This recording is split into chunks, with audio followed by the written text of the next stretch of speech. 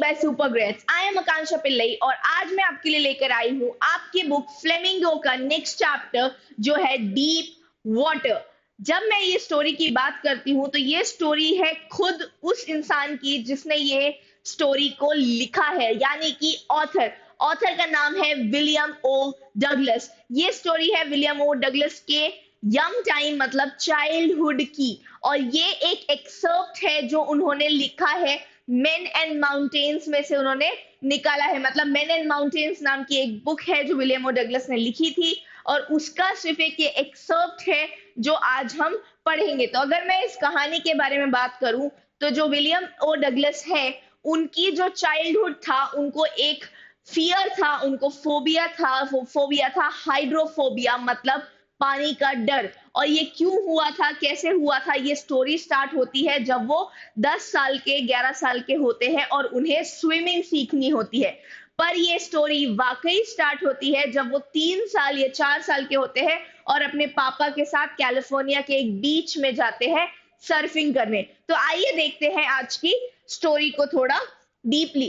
तो ये स्टोरी जो है वो विलियम डगलस ने अपने बारे में बताई है, तो मैं विलियम डगलस की जगह लेके आज आपको ऐसा रिप्रेजेंट करूंगी कि दिस इज माय स्टोरी।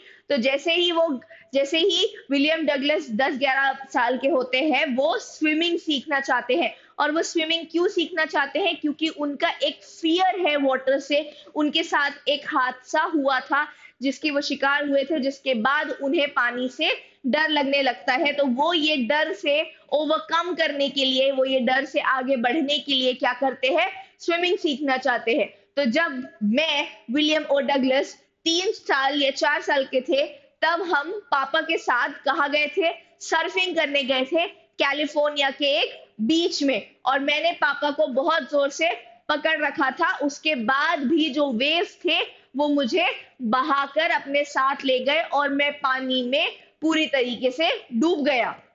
मुझे क्योंकि स्विमिंग नहीं आती थी तो मुझे समझ नहीं आ रहा था मैं किस तरीके से निकलूं, लेकिन क्विकली मेरे दिमाग ने एक स्ट्रैटेजी प्लान करी कि जैसे ही मैं पानी को बॉटम में हिट करूंगा मैं सबसे पहले ऊपर आ जाऊंगा और ऊपर आके सरफेस पे आके मैं हाथ पैर चलाने लगूंगा ताकि लोग मुझे बचा सके। जब मैं स्विमिंग करने जाता हूं तो मुझे पूल दिखता है जो एक तरफ से 3 फीट ही ऊंचा है और दूसरी तरफ से 9 फीट ऊंचा है। मैं 3 फीट वाले साइड से अपने पूल विंग्स पहन के, मतलब अपने आप को सिक्योर करके पूल की तरफ जाने लगता हूँ। तो मेरी स्ट्रैटेजी क्लियर थी कि मैं जैसे ही बॉटम हिट करूं मैं अपने पैर को स्टैम्प करके ऊपर आ जाऊंगा पूरे प्रेशर के साथ। लेकिन ये जो प्रोसेस था जब मैं पानी के अंदर था तो मेरे साथ क्या चल रहा होता है, मेरे साथ एक प्रॉब्लम हो रही होती है कि मेरे लंग्स में जो है वो पानी भर रहा होता है और मुझे लगता है कि मेरे लंग्स अब बर्स्ट कर जाएंगे। तो यहाँ पे पूरा जो स्टोरी है वो इस पैराग्राफ में यही दिया है कि मैं 10-11 साल का और मुझे याकिमा के एक पूल का वो लेना था, ऑफर लेना था और मुझे स्विमिंग सीखना था। मेरी मदर ने मुझे मना किया कि यहाँ पे पूल में मत जाओ, आप डूब सकते हो, दैट इज नॉट सेफ, वहां पे सेफ्टी मेजर्स नहीं है, आप डूब सकते हो।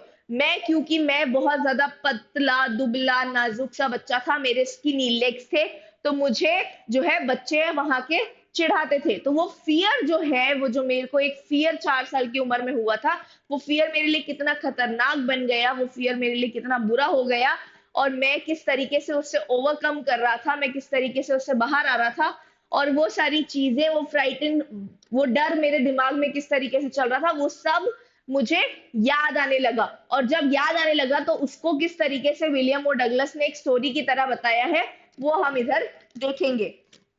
सो बेसिकली जैसे ही वो पानी के अंदर जाते हैं उनके हार्ट में पूरा, उनके लंग्स में पूरा पानी भरने लगता है और उन्हें लगता है कि लंग्स अब बर्स्ट हो जाएंगे। तो वो अपनी स्ट्रैटेजी को फॉलो करते हुए 9 फीट नीचे जाते हैं। 9 फीट उनको 90 फीट जैसा लग रहा था।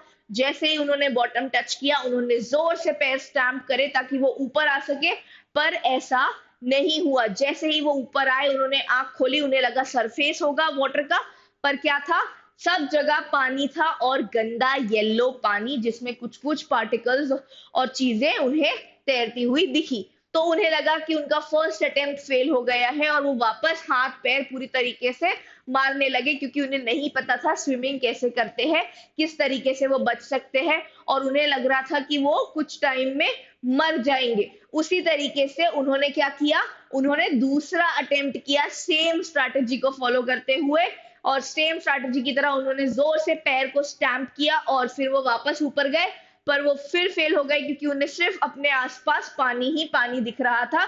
उनकी नोज और उनके माउथ वाटर के सरफेस को टच करके वापस आ जा रहे थे, मतलब उनका पूरा हेड जो है वो सरफेस से बाहर नहीं आ पा रहा था। तो उन्हें लग रहा था कि वो उनका दूसरा अटेम्प्ट भी फेल हो गया है। अब इस मोमेंट पे जो विलियम ओ डगलस है वो बहुत ज्यादा थक चुके हैं, थकान के साथ साथ उनको बहुत ज्यादा बॉडी उनकी थक चुकी है, वो बहुत ज्यादा हाँ ऐसे बिल्कुल हताश हो चुके हैं और उन्हें ऐसा लग रहा है कि वो एक डेड व्हेल की तरह पानी में पड़े हैं, एक डेड बॉडी बन चुके हैं, और अब उन्हें सबसे बड़ा डर लग रहा है, वो है मरने का डर। तो उनको समझ में आता है कि उनकी पूरी बॉडी पैरालाइज हो चुकी है, उनको शिवरिंग हो रही है, उन्हें समझ में नहीं आ रहा, उनकी बॉडी ठंडी पड़ चुकी है, और वो बहुत ज्यादा पैनिक होने लगते हैं कि अगर मैं मर गया या मैं डूब गया और मुझे कोई बचा नहीं पाया, और यही चीज सोचते सोचते वो वापस एक बार ग्राउंड पे आते हैं और फिर पूरी जान से स्टैम्प करने की कोशिश करते हैं, पर इस बार उनकी बॉडी में उतनी एनर्जी ही नहीं बचती है। फिर भी जितनी एनर्जी उनके अंदर होती है वो पूरी एनर्जी के साथ अपने पैर को स्टैम्प करके वापस ऊपर जाने की कोशिश करते हैं, ऊंचा होने की कोशिश करते हैं, पर अगेन वो फेल हो जाते हैं।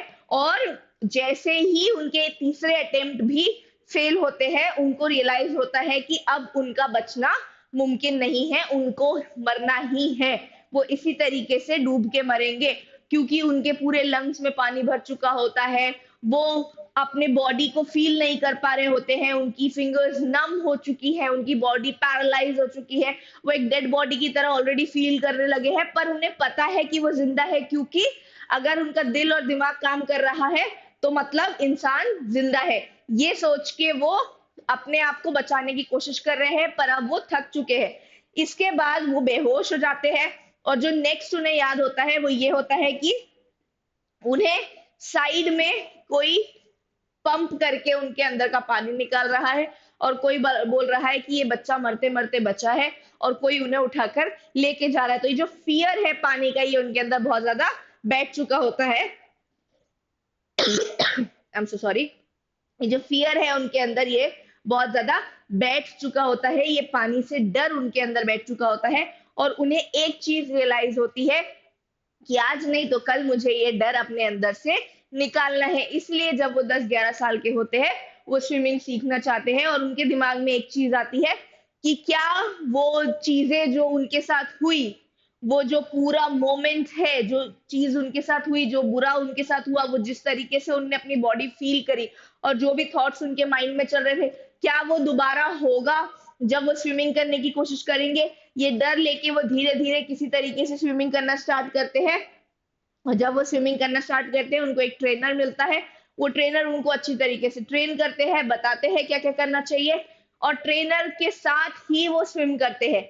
जैसे ही 3 महीने की स्विमिंग खत्म होती है और ट्रेनर को ये कॉन्फिडेंस आता है कि अब जो है विलियम ओ डगलस स्विमिंग कर सकते हैं, वो उनको बोलते हैं कि आप अब एक अच्छे स्विमर हैं और आपको अब एक अलग जाके अपने आप स्विमिंग करनी चाहिए अकेले में, ताकि आपके अंदर कॉन्फिडेंस बिल्ड हो। तो जैसे ही ये बात वो सुनते हैं ट्रेनर की, उन्हें वापस डर लगने लगता है कि क्या मैं वापस डूब सकता हूँ। अभी तक तो मैं ट्रेनर के साथ था तो मुझे कॉन्फिडेंस था कि मुझे कुछ नहीं होगा, मुझे ये बचा लेंगे, पर अब अगर मैं अकेले स्विमिंग करूंगा तो वो सारे थॉट्स वापस से उनको प्लेबैक होने लगते हैं कि किस तरीके से वो डूबे थे, किस तरीके से वो पैर स्टैम्प कर रहे थे और वो बाहर नहीं आ पा रहे थे, और उनके लंग्स में पानी भर रहा था, वो सांस नहीं ले पा रहे थे, और ये सारी चीजें सोच के वो बोलते हैं कि नहीं डूबेंगे, और वो कॉन्फिडेंटली पूल में स्विमिंग करने जाते हैं। वो पूल में अच्छी तरीके से स्विम कर लेते हैं, उन्हें बहुत मजा आता है, पर उन्हें अपने अंदर कॉन्फिडेंस नहीं आता है और उनका फियर जो है वो कम नहीं होता। तो वो क्या डिसाइड करते हैं, वो सोचते हैं कि मैं एक जगह जाऊंगा और उधर पे मैं एक आइलैंड से दूसरे आइलैंड तक स्विम करूंगा, मुझे रियल वाटर में स्विम करना है, पूल में अब स्विम नहीं करना, तो वो अपना कॉन्फिडेंस बिल्ड करने के लिए एक आइलैंड, जिसका नाम यहाँ पे मेंशन किया गया है, से दूसरे आइलैंड तक स्विम करके जाते हैं। और उनको ये ध्यान भी आता है कि यहाँ भी पानी गहरा है और यहाँ भी मैं डूब सकता हूँ, और वो एक हल्की सी स्माइल देके अपनी स्विमिंग कंटिन्यू करते हैं और उनको कॉन्फिडेंस आ जाता है। तो बेसिकली ये पूरा जो स्टोरी है, ये एक फोबिया के ऊपर है कि किस तरीके से जो हमारा डर है, हमारा फियर है, वो हमको जीने नहीं देता। और ये जो थीम है स्टोरी की, ये यही है कि आप अपने फियर, अपनी वीकनेस से कैसे ओवरकम करते हैं। हर इंसान में स्ट्रेंथ्स होती है, वीकनेसेस होती है। आप अपनी वीकनेसेस को किस तरीके से ओवरकम करते हैं, आप अपनी वीकनेसेस से कैसे बाहर आते हैं, उनको कैसे उभारते हैं, ये आपके ऊपर है। कई लोग डर के मारे दोबारा वो चीज नहीं करते, लेकिन कई लोग जैसे विलियम और डगलस ने किया, उसी चीज को ओवरकम करने के लिए उसको सीखते हैं, उसको समझते हैं, ताकि दोबारा वो चीज उनको ना परेशान करे। अब आइए हम इसके क्वेश्चंस देख लेते हैं जो आपके टेक्स्ट बुक में बीच में पूछे गए हैं। What is the miss adventure that William Douglas speaks about? तो जो मिस एडवेंचर था वो क्या था, कि जब वो अपने पापा के साथ सर्फिंग गए थे और वो पानी में ड्रोन हो गए थे, डूब गए थे, और किस तरीके से उनका पूरा जर्नी रहा वहां पे, किस तरीके से वो डरे, किस तरीके से वो पैनिक करे, वो सारी चीजें इसके अंदर है।